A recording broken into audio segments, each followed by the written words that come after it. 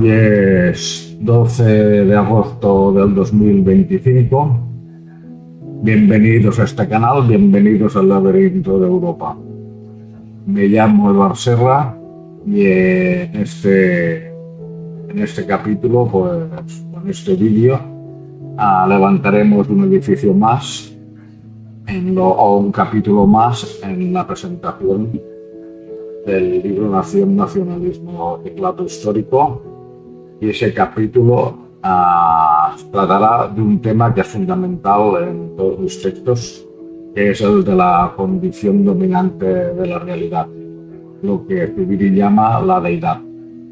Bueno, pues para tirar adelante este capítulo, o para llevar a buen término este capítulo, espero conseguirlo, pues busqué un texto PDF del libro en que me baso, en el que fundamento pues todos mis trabajos.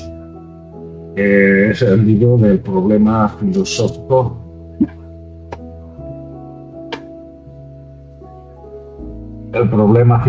de la historia de las religiones de Javier Zubiri. Pero la cuestión es que no he encontrado un texto PDF. Me gustaría presentaros el texto y poderlo leer mecánicamente, porque considero que se entendería mejor leído mecánicamente, pero como no puedo hacerlo, tendré que leerlo, por decirlo así, manualmente. Así que empezaremos con el trabajo, aunque antes quiero explicaros un poco, para que no haya visto otros vídeos, el proceso que se está siguiendo o la metodología que se está utilizando para presentar Nación, Nacionalismo y Relato Histórico. Bueno, primeramente, antes de empezar el vídeo, quiero advertir que se ven unos cambios de escena muy raros, y esto es porque la sonoridad de la habitación, me he comprado un nuevo dispositivo para el micrófono, a ver si me funciona, pero la sonoridad de la habitación hace a veces que sea muy difícil entender lo que digo, porque hay una especie de reverberación, además del hecho de que mi lenguaje natural es el catalán y que a veces me cuesta pues expresarme en castellano, porque es más natural mi acento catalán. Pues además de esto hay una cierta reverberación y he tenido que repetir muchas escenas. Así que si se ven estos cambios de paisaje, si me ven momentos con los auriculares y momentos en los auriculares, esto es porque he dejado unas escenas que considero que se pueden oír más o menos bien y otras escenas que tenía mis dudas acerca de si se podían entender bien. Bueno, para que quede a modo de aclaración. Bueno, pues en el primer capítulo expliqué que en realidad esta serie de vídeos pues sería como una edición en vídeo del libro Nación, Nacionalismo y Relato Histórico. O sea que el libro se irá, no solo se irá presentando aquí, sino que se irá desarrollando aquí, pero en formato digital o en formato de vídeo. Bueno, pero la cuestión es que en aquel capítulo, las caras de la realidad, en el primer capítulo, pues comenté que ese capítulo sería como los cimientos de las ideas a partir de los cuales se sustentaría todo este libro. Vale, pues dice que este sería como el primer capítulo, las caras de la realidad, sería como los cimientos. El segundo capítulo, los mapas de la realidad, sería como el sótano. Y el tercer capítulo sería como la condición dominante de la realidad, pues sería como la primera planta o la planta baja.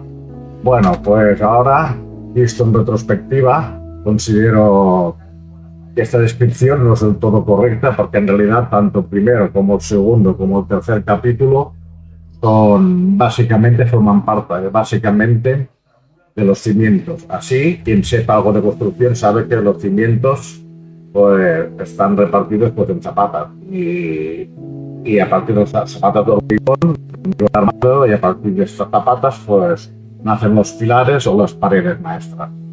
Pues bueno, en este sentido tenemos que considerar que tanto el primer como el segundo como el tercer capítulo serían los cimientos de este libro en formato vídeo. Y en realidad esto significa que este capítulo, la condición dominante de la realidad, forma parte también de los cimientos. Y esta es una precisión que me gustaría hacer. Porque claro, el hecho es que no acabamos de entender la idea de los mapas de la realidad y las caras de la realidad sin entender la condición dominante de la realidad. Son tres ideas que van intrínsecamente unidas y casi que una no se puede entender sin la otra. Y esto es básicamente la idea que considero que tiene que quedar clara. Bueno, pues he de decir, para empezar, que se va a trabajar con un libro. Bueno, más que con un libro, con el primer capítulo, que es el que toca el tema que a mí me interesa, la primera parte. Este libro es de Xavier Zubiri, El problema filosófico de la historia de las religiones, Alianza Editorial. Es del año 93. Y bueno, y esto es lo primero que hay que decir sobre el libro. Bueno, antes de empezar, he de hacer una aclaración, y es que el término deidad, en la forma que lo voy a emplear yo y en la forma que también lo emplea Zubiri, no tiene nada que ver con ningún dios. O sea, aquí se distingue entre una deidad, un dios, o una diosa, una divinidad, o la deidad. Son cosas distintas. La deidad se refiere única y exclusivamente al carácter dominante de la realidad, no a ningún dios. Esto es importante precisamente para que no se confundan los términos. Bueno, pues vamos con la lectura del primer párrafo. Estoy en la página 18 y aquí se habla de la distinción entre la religión y la adoración de un dios. Evidentemente, la adoración de los dioses, adorar a un dios es un hecho religioso, pero la religión no se agota en la adoración de los dioses. Así que aquí nos explica la diferencia. Empiezo a leer. He aquí la segunda vía que hay que emprender, la vía de lo sagrado.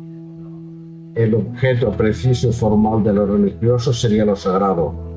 No son precisamente los dioses, porque hay religiones que carecen de ellos. El budismo, el taoísmo, ciertas formas de jainismo, probablemente incluso el propio brahmanismo, etc., carecen directamente de dioses.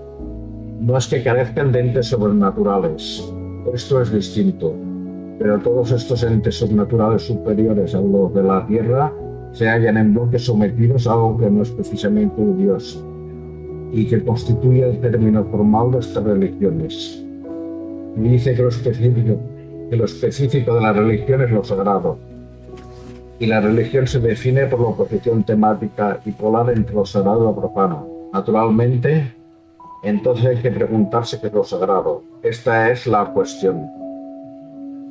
Bueno, pues siguiendo las pautas de Zubiri en la búsqueda de la comprensión de lo que es la condición dominante de la realidad, pues vemos que hay religiones sin dioses. Por ejemplo, habla de taoísmo, budismo y brahmanismo. Bueno, también aclara o matiza que estas religiones no tienen por qué carecer de entes sobrenaturales, pero sin embargo dice que estos entes sobrenaturales, por decirlo así, estos dioses, están sometidos a un poder superior a él y que está más allá de ellos. Un poder más allá o detrás de ellos, digámosle como queramos. Entonces, el fundamento de la religión, en tanto que hay religiones sin dioses y religiones cuyas dioses pues están sometidos a una ley superior a ellos, entonces dice que el fundamento de las religiones pues no puede ser precisamente los dioses, tiene tiene que ser ese fundamento, ese poder que está más allá, detrás de esos entes sobrenaturales, pues, estos dioses. Por lo tanto, si acabamos viendo o comprendiendo qué es este poder que está detrás de estos dioses o de estas divinidades, habremos dado un paso más en nuestra integración para comprender el carácter dominante de la realidad. Bueno, una vez formulada esta pregunta de qué es esto que está detrás de esos dioses, de aquello que los somete, pues hemos de seguir en nuestra integración. Y en este caso lo haremos a través de Google Photo, de su libro sagrado, pero lo haremos a través de lo que dice Zubiri sobre lo sagrado. Se lo podemos hacer indirectamente porque Zubiri ya es un autor lo suficientemente competente como para poder interpretar con solvencia el texto de Google Photo. Lo tengo aquí, el texto de Google Photo, tengo el libro en casa, pero creo que para lo que está produciendo ahora no hace falta ir directamente a él, sino que con lo que dice Zubiri ya tenemos bastante para seguir en nuestra indagación. Bueno, pues ahora empezaremos a leer la interpretación que hace Zubiri del libro de Otto. Y bueno, el libro es Lo Sagrado. Y bueno, y empezamos a leer página 20, 21 y 22, como he dicho. Bueno, la sacralidad, dice Otto, no se reduce a lo que es bueno, ni física ni tan siquiera moralmente. Cuando, por ejemplo, el Antiguo Testamento habla de Dios como tanto los griegos como hieros, estos apelativos envuelven una dimensión de bondad moral, pero la trascienden enormemente y quieren decir mucho más.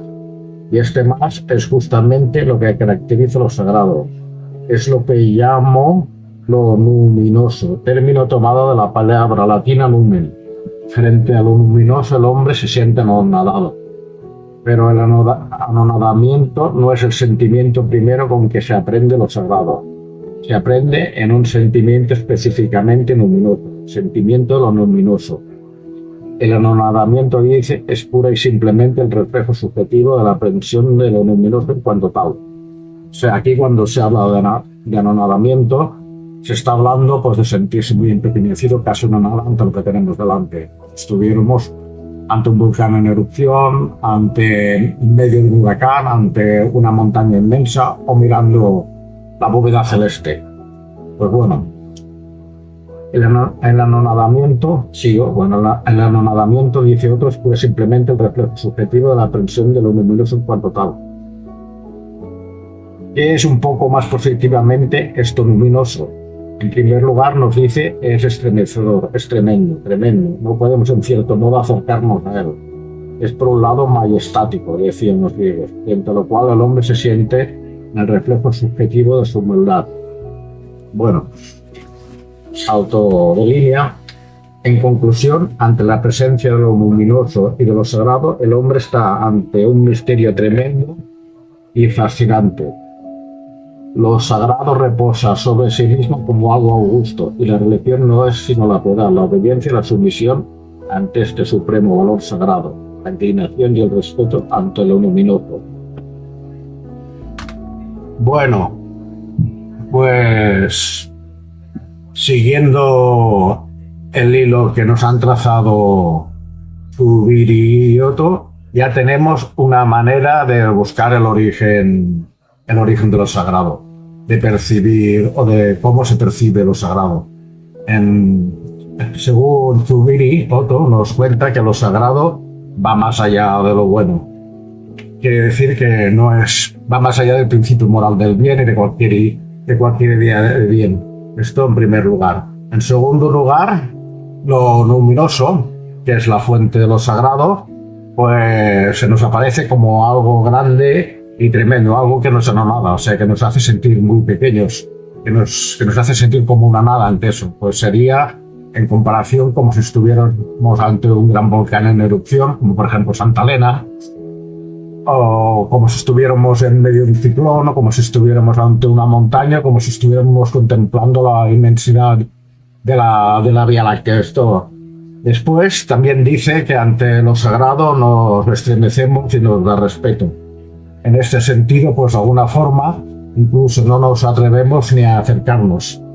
Y también nos dice que ante lo luminoso no nos queda otro camino que el de someternos e inclinarnos, porque es una fuerza tan devastadora en comparación a nosotros, o tan inmensa en comparación a nosotros, que casi no nos podemos acercar a ella. Y si nos acercamos a ella, a esta fuerza, a lo luminoso, pues lo que debemos hacer es siguiendo determinadas reglas, determinados ritos, determinadas maneras de acercarnos, o mediante el rezo, o mediante la manera que consideramos conveniente, pero siempre, pues quizás siguiendo unas determinadas normas o siguiendo unos determinados ritos.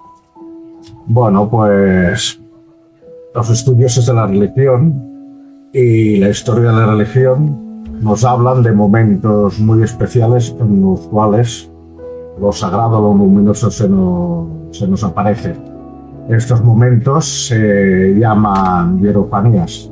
De ellos habla, por ejemplo, Mircea Eliade, uno de esos teóricos de la religión. En todo caso, aquí hay que decir una cosa que no he dicho antes, porque estaba siguiendo el hilo de Rudolf Otto, que Rudolf Otto también nos dice que lo luminoso está cargado de lo bueno. Esto significa, en cierto sentido, que lo luminoso no solo nos anonada, nos hace sentir pequeños e insignificantes, nos hace sentir cierto temor o nos infunde respeto, sino que en determinados momentos nos puede hacer sentir bien, nos puede dar paz, nos puede dar una tranquilidad de alma, por decirlo así. En este sentido, pues las apariciones de lo sagrado, las hierofanías, se producen a través, por ejemplo, pues en el caso de la Iglesia Católica, en el caso del cristianismo, pues a través de supuestos milagros, a través de las apariciones de los santos. Nosotros lo podemos encontrar, pues, por ejemplo, cuando podemos sentir pues cierta emanación de lo luminoso, de lo sagrado, podemos tener cierto sentido, percepción de hierofanías cuando vamos a una gran catedral, cuando nos sumergimos en una iglesia románica dentro de un bosque, o incluso cuando podemos estar en la naturaleza, sobre todo si somos creyentes. En cualquier caso, en la civilización moderna, las hierofanías, si es que todavía existen, son muy escasas. Nuestra civilización está muy desconectada de lo sagrado y, por lo tanto, las hierofanías casi se puede decir que han desaparecido. Yo lo atribuyo, en cualquier caso, a nuestra distancia con la naturaleza. De alguna forma, ante la civilización, pues, o con la civilización, pues de alguna forma estamos protegidos del carácter de lo terrible, de las fuerzas de la naturaleza. Entonces, de alguna forma ha hecho que nos distanciemos de lo sagrado, en tanto en su carácter temible, pero eso también, a su vez, también hace que nos sentimos en lo sagrado en su carácter, pues, de bondad. Pero las civilizaciones antiguas, las culturas antiguas, las religiones antiguas eran muy distintas. Para ellos, casi todos los aspectos de la vida estaban imbricados con lo sagrado. Percibían lo sagrado, pues, en el arte, percibían lo sagrado en el teatro, en la poesía, en una manera de acercarse a lo sagrado, en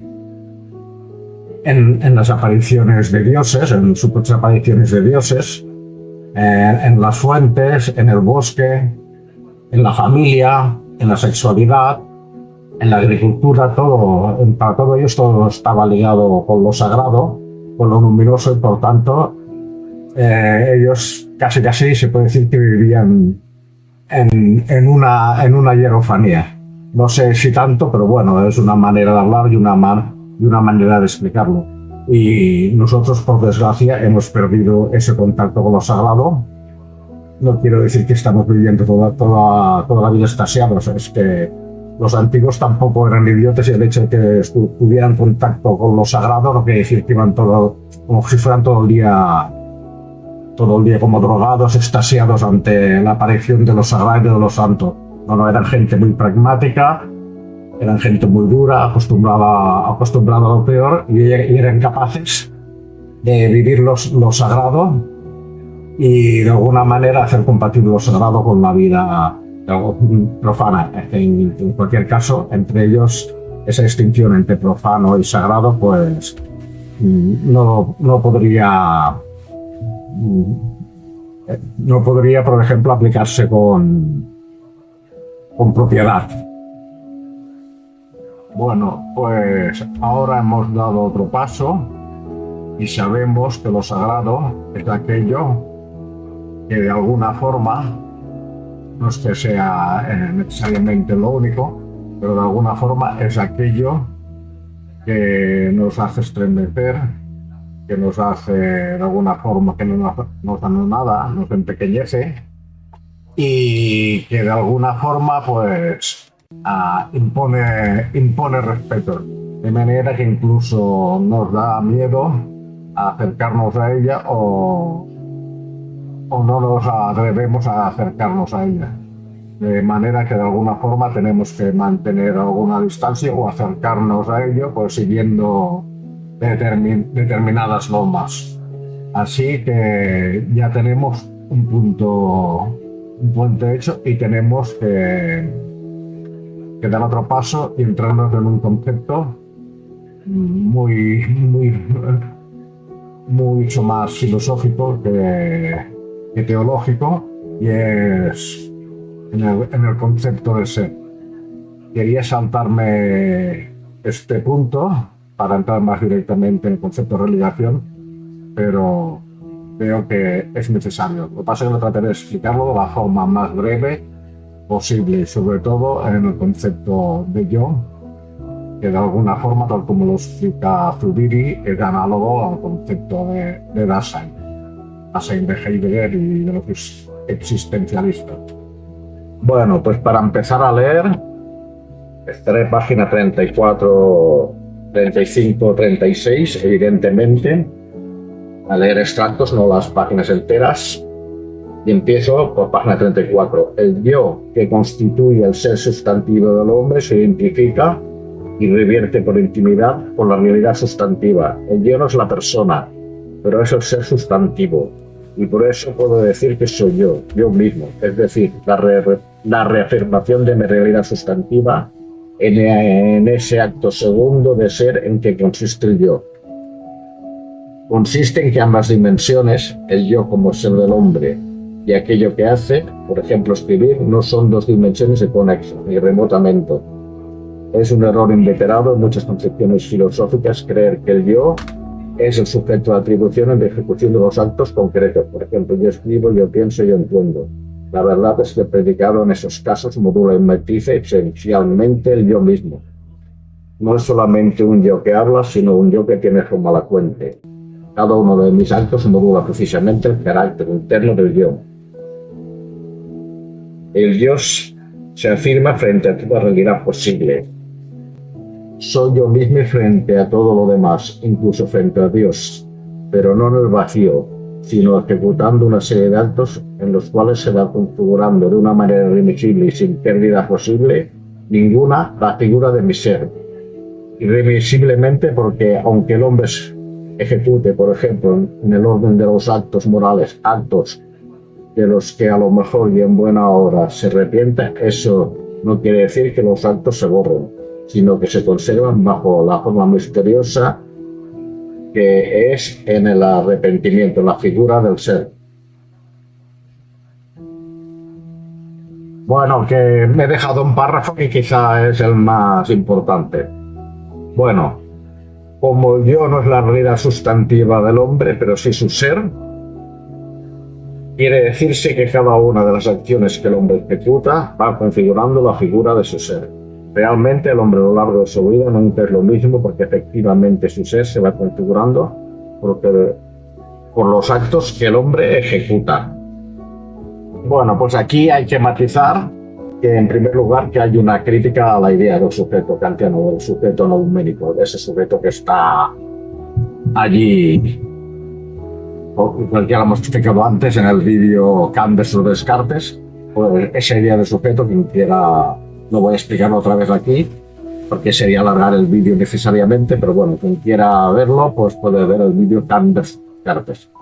Bueno, pues en primer lugar esa crítica, ese sujeto que es independiente de lo que hace, que es independiente del mundo, que está detrás del mundo fenoménico. Después también aquí empezamos con otra idea, con la idea importante. El yo es una cosa y la persona es otra. O sea, que el yo es el ser de la persona. O sea, una cosa es la persona y otra cosa es el ser de la persona. En este caso, la idea de yo es análoga del Dasein, porque el Dasein, según Heidegger y según algunos filósofos existencialistas, el Dasein es el ser del hombre. Pues ahora, para entender esto, tenemos que ver precisamente qué es la idea del ser en general. Bueno, pues para explicar lo que es el ser del hombre, pues primero tenemos que explicar el sentido del ser en general. Y para empezar a hablar del ser hay que empezar a hablar del ente. Aquí tenemos que entender ente como cualquier cosa. Por ejemplo, cualquier cosa de lo que se pueda hablar.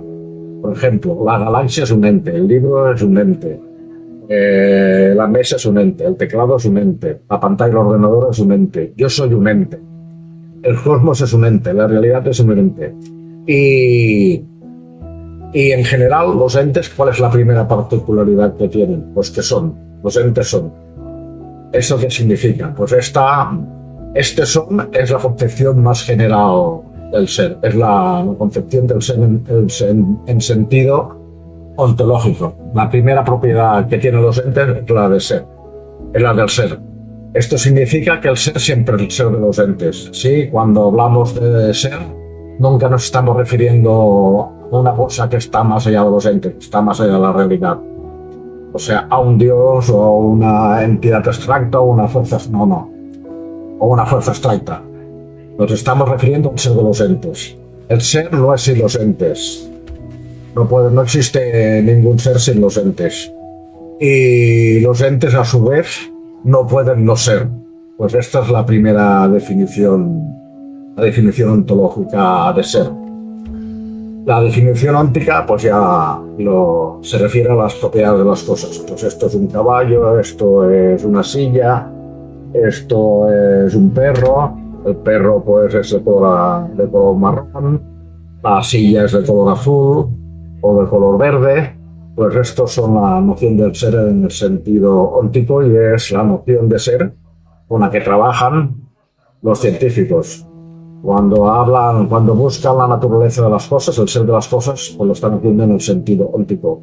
Y el filósofo lo hace no solamente en el sentido óntico, sino también en el sentido ontológico. Se pregunta básicamente en qué consiste este misterio del ser, en qué consiste el ser, en qué consiste que las cosas sean en lugar que no sean, en qué consiste ser en lugar de no ser. Así, cuando se es, ahora no estoy hablando de Zubiri, estoy dando una explicación por decirlo así previa. Así, cuando se es de alguna manera, siempre se ha de ser de alguna manera, siempre se ha de tener algunas características ónticas, esto es inevitable. Aparte de ser, no se puede ser uno simplemente ser. Aunque hay que distinguir las dos ideas, uno no puede ser simplemente ser y quedarse en eso, no. Siempre ha de ser de alguna manera, ha de tener unas características, pero no solo eso. También ha de ser en algún lugar y en algún tiempo y en relación con las cosas. En relación, como dice Zubiri, con la realidad e interactuando pues con las cosas y con los demás, con tu entorno e incluso con la historia y con todo esto. O sea, la historicidad En el caso del hombre es un hecho fundamental. No es un hecho fundamental en el caso de las tortugas, la historicidad. Si tienen una historicidad puede referirse a la evolución, pero estamos hablando en todo caso de algo distinto.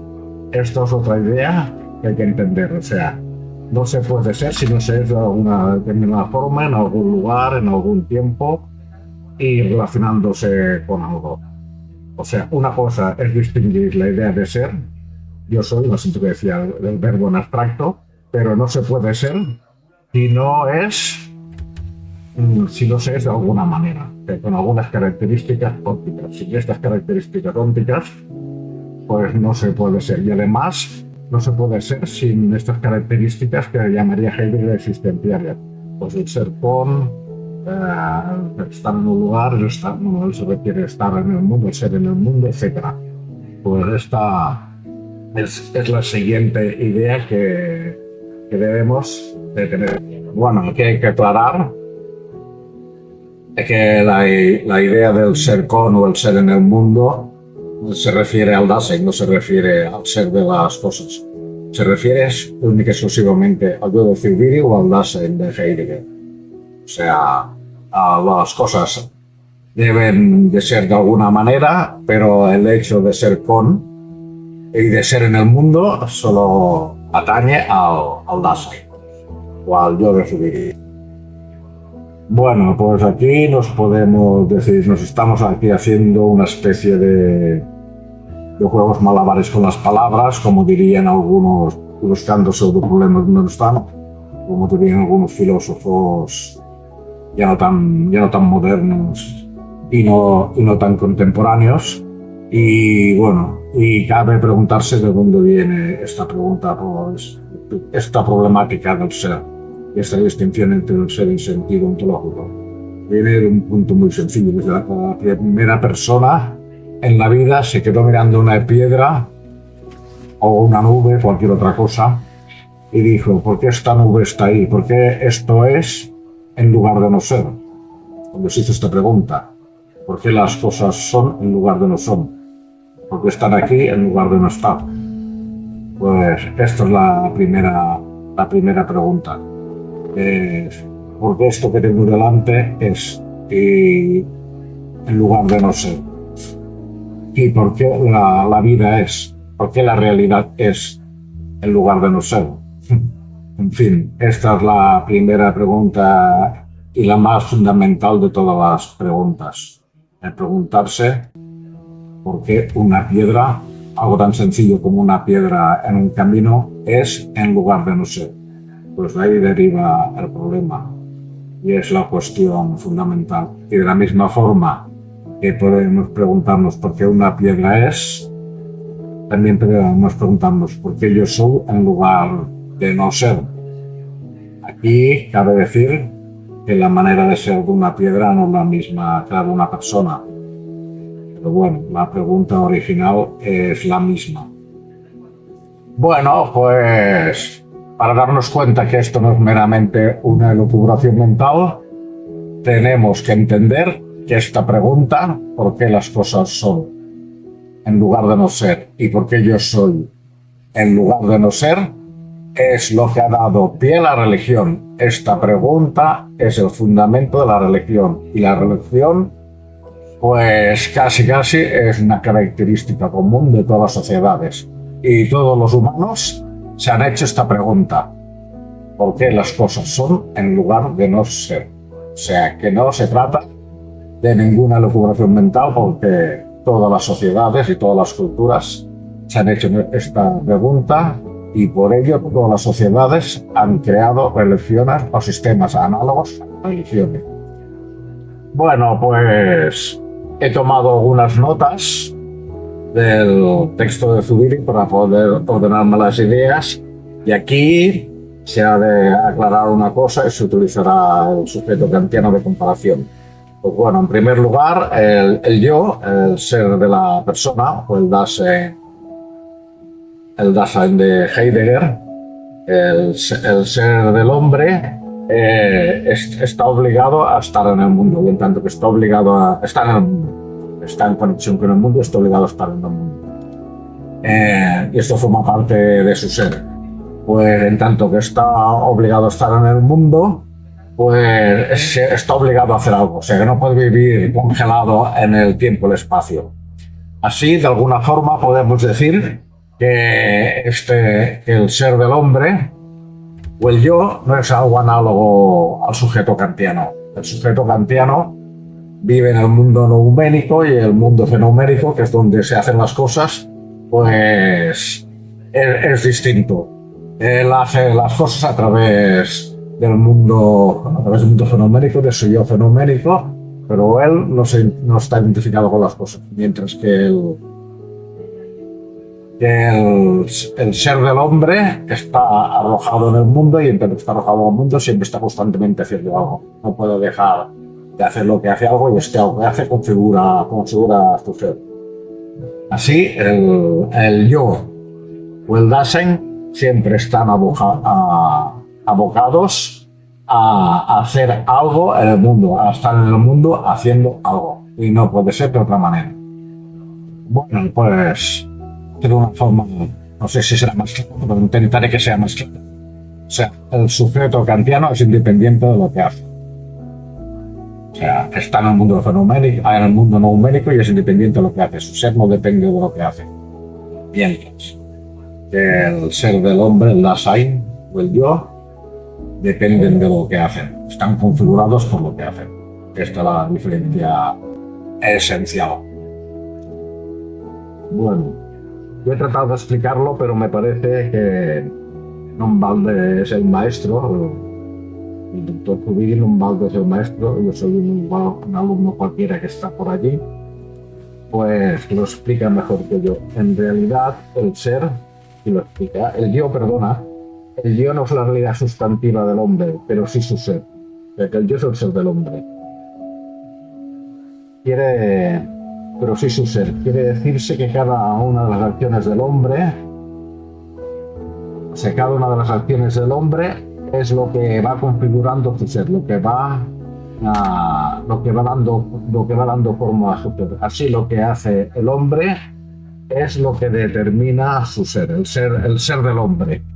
Esta es la idea explicada con más precisión. Bueno, pero el ser del hombre, el yo, además de estar presente como están las piedras, estar en su quehacer, estar cambiando las cosas de sitio, por ejemplo, estar modificando el mundo, estar modificándose al mismo tiempo que modifica el mundo, está modificándose a sí mismo, está precisamente de una forma más radical. No está meramente ante las cosas, sino que las vive de una forma más radical, y esta radicalidad se le manifiesta como realidad, no solamente como un conjunto de cosas, como un aglomerado de cosas que están frente a él, sino como una especie de unidad, y esa especie de unidad pues es la realidad. Y esta es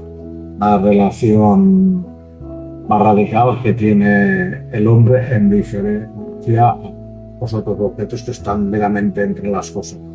El hombre está entre las cosas, pero no solamente entre las cosas como una multiplicidad de cosas, sino entre las cosas, pero como una totalidad. Está entre lo que se llama o inscrito en la misma realidad, de la cual también él forma parte.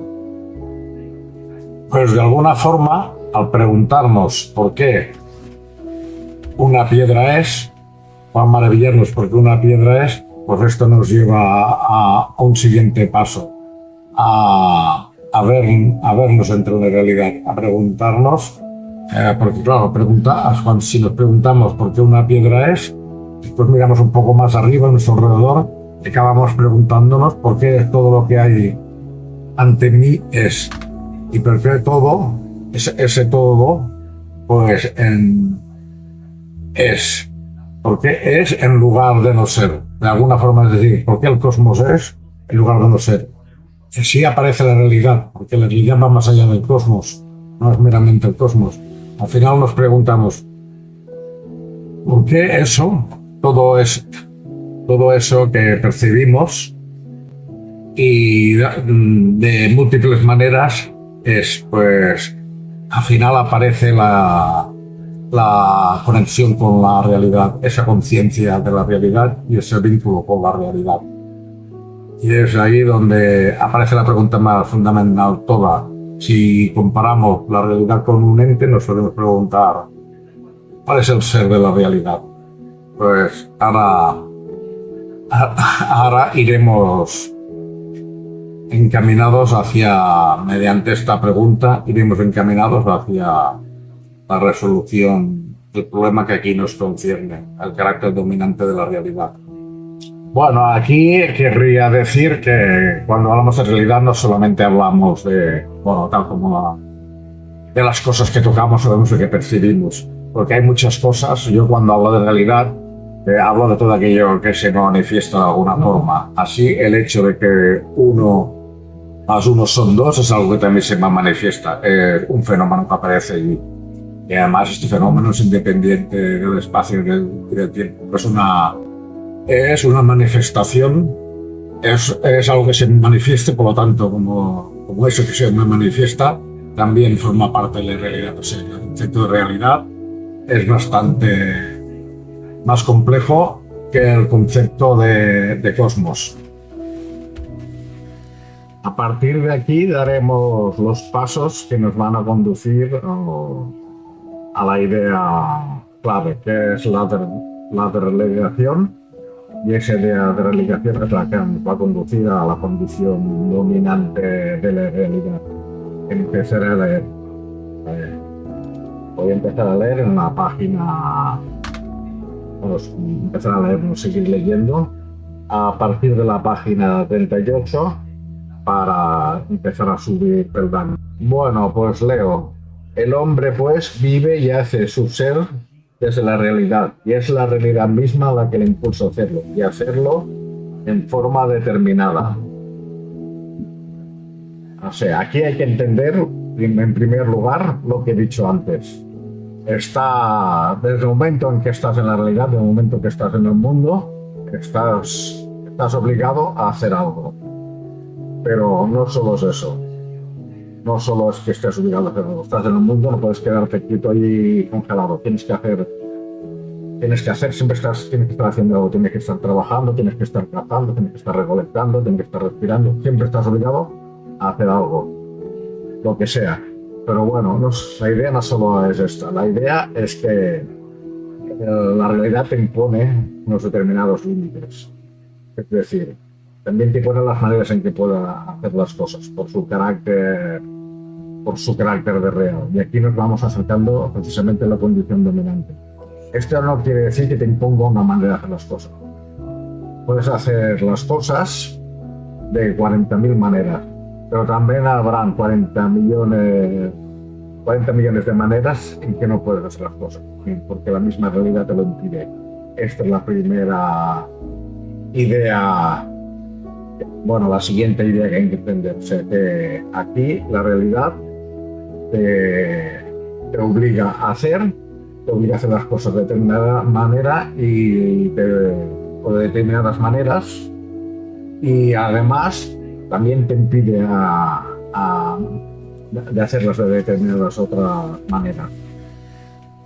Por ejemplo, como muestra de un límite de lo que te impide hacer la realidad es, por ejemplo, utilizar unas matemáticas en las que se manifieste que 4 por 3 son 32 y 2 más 2 son 6. Si tú utilizas estas matemáticas y tratas de levantar un edificio o cualquier casa utilizando esas matemáticas, pues lo más probable es que vas a fracasar. Esa casa se va a caer. Así que, de alguna forma, la realidad, a través de su constitución geométrica, por decirlo así, por su manera intrínseca de ser, nos impide nos impide que podamos construir una casa utilizando unas matemáticas en las que 2 más 2 sean 6.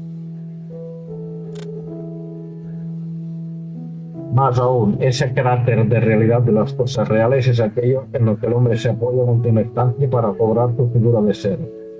Naturalmente no es un apoyo material, pero es estricto apoyo. Y si quiere, el hombre se apoya en las cosas, pero no precisamente por lo que son determinantemente, sino simplemente porque son reales. Se apoya en la realidad misma. Ahora bien, ese apoyo tiene 3 momentos. Bueno, aquí, después pasaremos a los 3 momentos. Aquí debemos entender que si tu ser se configura haciendo en el quehacer, pues también debemos entender que la realidad configura tu ser, de alguna forma configura tu ser. ¿Y cómo lo hace? Pues en tanto que la realidad te hace posible determinadas maneras de hacer las cosas, pues posibilita formas de ser. Si tu ser te configura haciendo. Pero la realidad no solamente posibilita determinadas maneras de hacer las cosas, sino también imposibilita otras maneras de hacer las cosas. Y de alguna forma la imposibilidad también está presente en la configuración del yo, en la configuración del Dasein. Y esto, pues, al final nos acaba llevando hacia otra idea concreta, que es la imposibilidad misma de la posibilidad. Pero bueno, esto es otra cuestión que está más allá de este vídeos. Bueno, pues voy a leer el primer punto. A ver. En primer lugar, la realidad es un apoyo último, no por ninguna razón trascendente. No estamos hablando aquí de ninguna cosa trascendente, ni se trata de que la cosa última fuera Dios. Se trata de que la realidad es apoyo último por una consideración muy elemental. Decir de una cosa que es real es lo último y más elemental que se puede decir de ella. La realidad es una ultimidad. Bueno, sería lo último que se puede decir también es que la realidad es. Y en este caso también se consideraría esta concepción, este criterio, pues como la definición de una ultimidad. Bueno, pues aquí se trata de entender que las cosas no sirven de apoyo en primer lugar porque son reales. Estamos en la realidad y esta realidad en sí misma es el apoyo último. Y es el apoyo último precisamente porque es realidad. Porque no podemos estar fuera de la realidad. Y ese es su carácter más fundamental, el de ser realidad. Y ya después veremos por qué precisamente ese carácter el más fundamental. Bueno, aquí encontramos lo que ya he explicado antes. Bueno, no estoy en el punto 2, pero bueno, voy al final del párrafo. El apoyo en la realidad no es simplemente apoyo a lo último, en la ultimidad. La realidad no solamente es aquello que es lo último, la ultimidad, sino aquello que en última instancia posibilita al hombre la configuración de su ser sustantivo. Así encontramos lo que ha dicho el hombre. Es la realidad la que posibilita al hombre sus formas de ser. Después la realidad se manifestará de diferentes formas, pero aquí lo que debemos centrarnos es precisamente en ese carácter de realidad, lo que hace posible, lo que abre la posibilidad de ser. No solamente en el hecho de que nos abre las puertas a poder hacer cosas, no cierra las puertas a poder hacer otras, sino que ese carácter de realidad en cuanto a tal realidad, esa utilidad de la que se está hablando, es la que precisamente posibilita nuestro ser y lo configura. Después ya veremos, iremos viendo exactamente qué significa esto. Bueno, para que no nos perdamos y para quien quiera seguir el hilo del libro, pues he de decir que de momento vamos página 38, 39 y 40. Y creo que acabaré este capítulo en la presentación de la religación, porque veo que si no que será muy largo y tendré que hacer otro capítulo como ya había supuesto que me vería obligado a hacer. Bueno, seguimos. Bueno, estamos en la página 39 y me voy al punto 3. La realidad no solamente es lo último y lo posibilitante, sino que además impulsa al hombre a realizarse. El hombre se realiza en la realidad y por la realidad. Por eso el hombre no puede desatenderse de la realidad. La realidad se le impone. Esa imposición de la realidad no tiene un carácter de apego a la vida. Aquí vuelve a aparecer la cuestión del suicidio. El apego a la vida es un fenómeno más o menos físico y en última instancia también lo pueden tener los animales. No se trata de que tenga apego a la vida porque la vida tiende a conservarse. Se trata de que el hombre considera la vida en cuanto mía y precisamente en esa sutil dimensión de ser mía es la que se quiere poner en juego el suicida. Y el que no es suicida quiere tratar de resolver de alguna manera. No se trata pues de un apoyo físico ni de un apego natural a la vida. Se trata justamente de ese carácter inalienable de lo mío. El hombre tiene en su vida pura y simplemente por ser una vida personal. Bueno, pues aquí debemos introducir otro término, que es el término vida. Y aquí no estamos hablando de vida en el sentido biológico, sino de vida en el sentido personal. En el sentido, una forma distinta como viven los animales. Los animales, por ejemplo, viven haciendo, por eso la manera de ser de los animales es distinta a los hombres, que viven haciendo durante millones de años una misma especie, viene a hacer más o menos lo mismo. Hay una evolución quizá, pero esta evolución está como congelada, ralentizada en el tiempo, y ves que la vida de los animales, cada animal siempre hace lo mismo y quizá de las mismas maneras. Mientras que el hombre pues puede desplegar su vida de determinadas formas y de centenares de formas distintas, y no hace ni a lo largo de su vida, ni a lo largo de la vida comunitaria y de la vida social y de la vida histórica está haciendo lo mismo. Así que en este sentido debemos entender el término vida. Bueno, y por aquí la base que hay que entender es que nosotros podemos elegir. No hablamos de vida en el sentido biológico, porque nosotros podemos elegir nuestras maneras de hacer, lo que podemos hacer, lo que no podemos hacer. Mientras que el animal no puede elegir. El animal está obligado de alguna forma a hacer lo mismo de la misma manera. O sea, no puede elegir. Haga lo que haga, no lo hace por elección, sino lo hace de alguna manera por determinación. Así que esto es una manera sencilla de explicar un poco lo que he dicho anteriormente.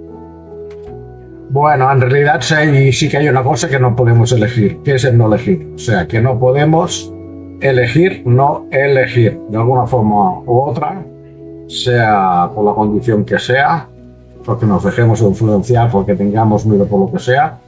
Lo que no podemos es dejar de elegir. Siempre estamos tomando alguna elección y alguna decisión. Desde el aspecto más intrascendente hasta la cuestión más importante que afecte nuestra vida. Esto puede entenderse como que cada hombre o cada persona tiene su forma personal de hacer y cada uno hace las cosas de una forma algo distinta. Aunque a veces pueden parecer similares, pues lo hace algo distinta. De esta forma, el hombre tiene su propia, cada uno de nosotros, o cada comunidad, o cada civilización y cada cultura, tiene su propia forma de hacer las cosas, y en este sentido configura su conexión con la realidad es personal, o de alguna manera, pues, comunitaria, nacional o cultural. También en este punto podemos entender, aunque este matiz de lo comunitario, lo cultural o lo nacional lo añado yo. Aquí no lo busquemos en Tuguri porque no está, pero la idea es esta: cada persona configura su realidad, hace las cosas de una manera distinta distinto a las demás personas, y en este sentido se puede decir que configura esa realidad personal y se relaciona con la realidad de una forma distinta y personal y característica. Esta viene a ser la idea y esto es lo que se entiende como la vida del yo. Bueno, ahora que ya hemos entendido que la vida es ese vínculo con la realidad, ese vínculo personal, estoy hablando de vínculo personal y no de biológico, hemos de empezar a ver cómo se estructura este vínculo, cómo se caracteriza este vínculo o cómo podemos explicar este vínculo. Y bueno, empezaremos a leer en la página 39 y 40. Bueno, vuelvo a repetir la lectura porque pasaba lo mismo que antes. Al estar así mirando al papel, no acababa de entenderse.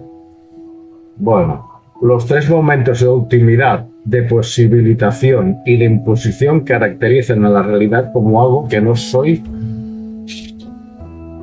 yo, ni yo. O sea, es algo que como lo que tenemos enfrente, con lo que vemos delante. O sea, como este libro, pero no como una sola cosa, sino como en su totalidad. O sea, estamos como rodeados de algo que nos trasciende por todos lados.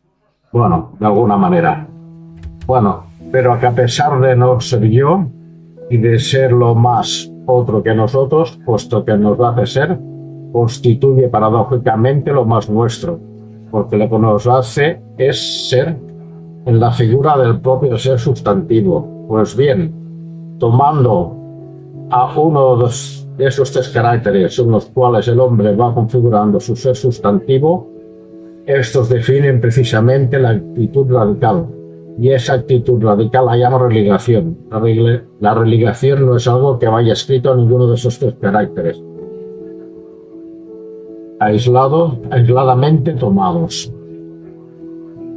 Bueno, pues aunque la realidad parece aquello que no soy yo, lo otro, lo que tenemos presente, lo que se nos opone, pues de alguna manera no se puede establecer una disociación tan clara entre el yo y la realidad, porque la realidad en primer lugar nos permite ser.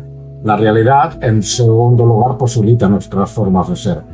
Establece las condiciones mediante las cuales podemos elegir. Y en tercer lugar, también de alguna forma está delante de nosotros y también nos limita. Por lo tanto, tiene esa, por decirlo así, esa condición de imposición. Pero claro, estas tres condiciones configuran nuestro ser. O sea, nuestro ser está también anclado a la realidad. Y ese ancla en la realidad hace que la realidad se convierta en algo nuestro. Y que se establezca un vínculo íntimo e inexorable e inevitable entre esa realidad. Pues bueno, ese vínculo es precisamente la religación, ese carácter de la realidad que tiene pues, de atraparnos, de conectarnos y de relacionarse con nosotros. Pues bueno, sobre esto vamos a la página 40. De un poco más abajo de la mitad hacia el final, al principio de la página 41, y leo: la religación es la ligadura a la realidad en cuanto a realidad para ser. No es un vínculo físico, ni es una presión social, puesto que los vínculos físicos y las presiones sociales se refieren a lo que las cosas y las personas son. Aquí se trata pura y simplemente de enfrentarse con el carácter de realidad de todo ello. Tampoco es una obligación, porque la obligación es algo interno a la persona y la presupone constituida. La obligación gravita siempre sobre una forma de ser, pero no es lo que la constituye. La realidad como última, como posibilitante y como imponente es aquello que constituye la religación. La religación, por consiguiente, acontece pura y simplemente la fundamentalidad, no de la realidad sustantiva del hombre, pero sí de su ser sustantivo. O sea, que no afecta tanto al hombre, sino al ser del hombre. Esto es un matiz importante. Bueno, naturalmente, dicho lo que no es religación, es menester ahora enfrentarnos con la tercera cuestión, la estructura de la religación y el término a que el hombre va religado. Bueno, de alguna manera aquí hemos de entender que la religación, esa ligadura, es previa a los vínculos físicos, a las presiones sociales y a las normas de etiqueta, a todo lo que entendamos por obligación, el trabajo y todo eso. Estos elementos, los vínculos físicos, las obligaciones, el seguir las normas y todo eso, es solo una manifestación de eso previo y anterior. O sea, la realidad, el carácter de realidad, esa ligadura se manifiesta a través de estos aspectos, pero es previo a estos aspectos y estos aspectos, por decirlo así, de alguna forma nos obligan, de alguna manera nos obligan en tanto que son reales, que tenemos que asumirlos. Por lo tanto, es una condición previa, no se trata de eso, se trata de algo anterior. Y esos elementos, esos aspectos de obligación, pues se basan precisamente en su carácter real, y en su fundamentalidad más íntima como aspectos de la realidad en la que vivimos. Aquí igualmente hay que aclarar que la religación solo afecta al Dasein o al yo, no afecta a las cosas y los animales no están religados. El vínculo de la religación solo afecta al ser del hombre, al yo, bueno, en general, diciéndolo en un término antropológico, al hombre, a la persona.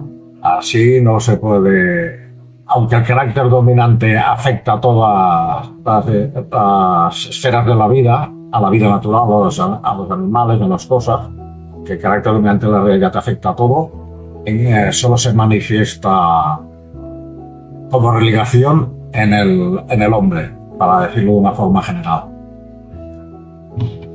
Bueno, pues como de alguna forma estoy obligado a concluir este capítulo, por motivos de que se ha alargado, me ha sido imposible a desarrollarlo en una hora, desarrollar la temática en una hora. Hemos de entrar en unas conclusiones provisionales. Y bueno, en primer lugar, aquí se debe decir que el objetivo de este capítulo es el de explicar uno de los fundamentos de lo que es, de todo lo que se está desarrollando en nacionalismo, claro, histórico. Bueno, el objetivo era el de entender básicamente en qué es la condición dominante de la realidad. Es uno de los fundamentos en los que se basan todo el edificio que estoy sustentando. Bueno, pues para alcanzar para tratar de comprender esta condición dominante de la realidad, hemos alcanzado la idea de la vida personal humana, digo personal y no biológica, como relación con la realidad. Bueno, esta relación con la realidad, según Zubiri, eso no quiere decir que esté de acuerdo con Zubiri, se desarrolla a partir de tres momentos: en la ultimidad de la realidad, en lo posibilitante de la realidad y de la imposición de la realidad. Estos tres momentos configuran ese vínculo que tenemos con la realidad, que es la religación. Bueno, pues en la siguiente parte del capítulo pues iremos desarrollando la idea de religación, y a partir de esa idea pues ya trataremos la idea de la deidad o del carácter dominante de la realidad.